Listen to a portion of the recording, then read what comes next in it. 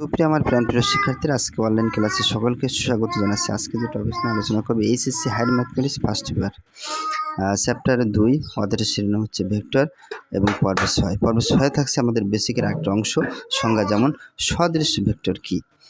আমরা অনেক সময় কিন্তু জানি না বা অর্থাৎ পড়ি না বা অর্থাৎ বোঝার চেষ্টা করি না। এগুলো কিন্তু আমাদের এমসিকিউ লাগবে আর অ্যাডমিশন পরীক্ষাতে অবশ্যই লাগবে। যেমন দেখো, যে সকল ভেক্টরের কথা বলছি ভেক্টর সময় দিক একই, মানে দিকগুলো সবসময় একই বরাবর চলবে। এই দিকগুলো সবসময় কী হবে বলো তো, একই বরাবর চলবে। হ্যাঁ, তাই বলছে দিক একই, তাকে সদৃশ ভেক্টর বলে। উদাহরণ যেমন দেখা আছে, উদাহরণ দিয়ে এই যে চলতেছে, খেয়াল করে দেখছো, এখান থেকে এইটুকু তীর চিহ্ন দেওয়া আছে বা ভেক্টর চিহ্ন, এখান থেকে সিমভাবে এটা এ, এটা বি, আবার এখান থেকে একটু দেওয়া আছে সি।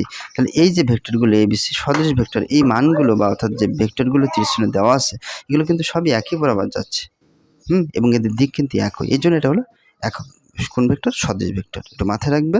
কোন ভেক্টর বলো তো, দিক যেহেতু একই সেটা সদৃশ ভেক্টর। ধন্যবাদ সকলকে।